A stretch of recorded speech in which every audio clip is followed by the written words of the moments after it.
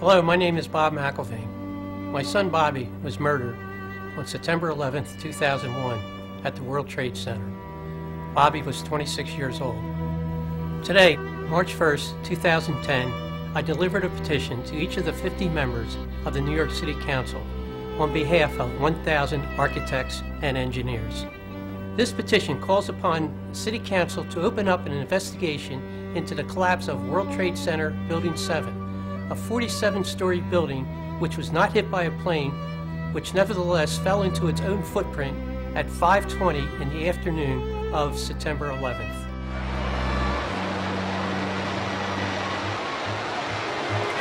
Help us make the City Council take action on the findings of scientists, architects, and engineers who have proven the federal government lied to us about the collapse of Building 7. The collapse of World Trade Center 7 was primarily due to fires. I remember getting a call from the fire department commander. And I said, you know, we've had such terrible loss of life. Maybe the smartest thing to do is pull it.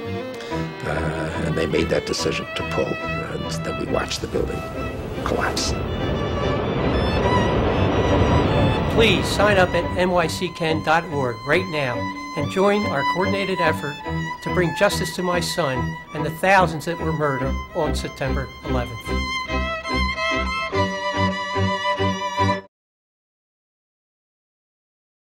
Hey, thanks for joining us. I'm here with Bob Mcllvaine, and I'm very fortunate. And for my family members that watch this show, I want you to meet a great man that I respect. Bob, here we are in Hartford at a symposium for the architects and engineers for 9/11 Truth.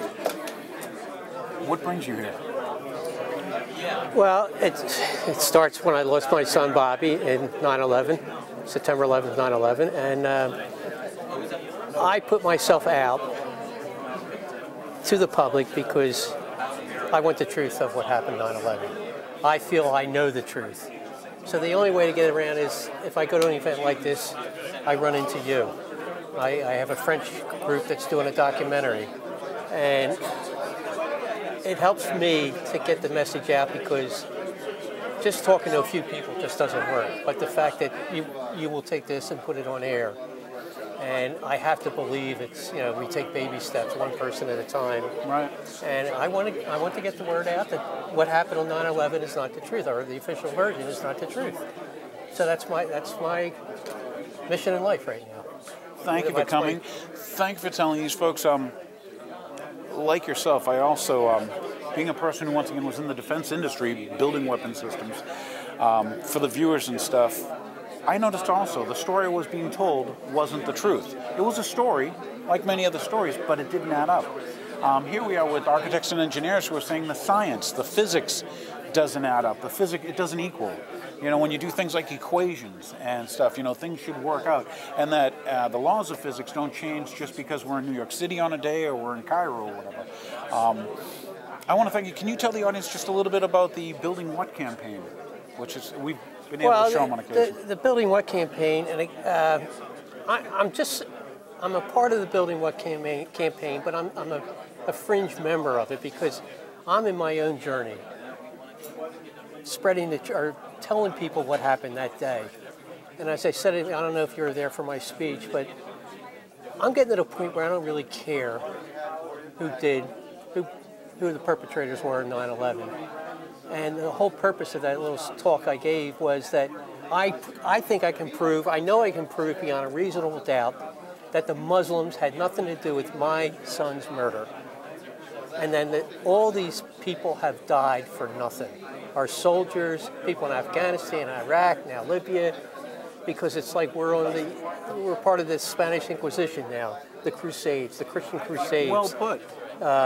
Destroying the Muslim world. And why? One reason only, 9/11. Right. And my son died from an explosion. And as I said before, the only thing that could happen is Obama and people within the United States decided that this is what they were going to do, fine. But the thing is, the 9/11 Commission, NIST, the whole thing in here, they never, ever mention explosives. Okay, and that's why I led up into that, because I didn't talk about World Trade Center 7. Mm-hmm. But the thing is, we get to the explosions in, like you saw with Barry Jennings. Mm-hmm. Yeah. Well, no, he didn't hear any explosions. That was just debris. And all the firemen were asleep. They Yeah, didn't hear, so, you know, and that's the absurdity of the whole thing. So it sort of connects. You know, I want to explain to people that my son died in an explosion right there at the World Trade Center 1. And of course, if you believe in World Trade Center 7 coming down from demolitions, then you have to believe that 1 and 2 did also. You know, that this, and of course the testimony of explosions in both those towers is mind-boggling. So it's just not World Trade Center 7. So it's more of it's not global, but you know, I want to talk about Bobby, how he died, and he died from explosions. Where did those explosions come? Well, I can guarantee it did not come from the planes. So then you ask yourself, well, who did it? Well, then that's where we go to finding the demolition people. Right. Start bringing people in, subpoena people in. And they're, real investigation. Right, a real investigation of it. Now, again, what's an investigation look like? Well, you can't have anybody in the United States as far as, you know, governmental officials. So I can't worry about it because I could be dead tomorrow. So I want to leave this message that it's just not about World Trade Center 7. I think the government was involved in the murder of my son. Or I know. Or in covering it up or changing it, not allowing the truth to be heard. Right. Well, but I don't even care about the covering up. Again, if I'm dead tomorrow, I'm defending my son. I know the Muslims aren't involved in it. So then who was it? It wasn't Costa Rica. It wasn't, you know, should we investigate Russia or should we get to Mexico? Yeah. Well, you know, there's just you know, and when you say in the United States, I could care less anymore. I can easily say the United States government was involved in this. And it's gone so far, President Obama is just as guilty because he knows what happened. All the politicians know what happened. They probably put it in the dark recesses of their mind and pretend that they don't know anything about it. But the thing is, the story is so obvious, especially with World Trade Center 7, that there's people behind that.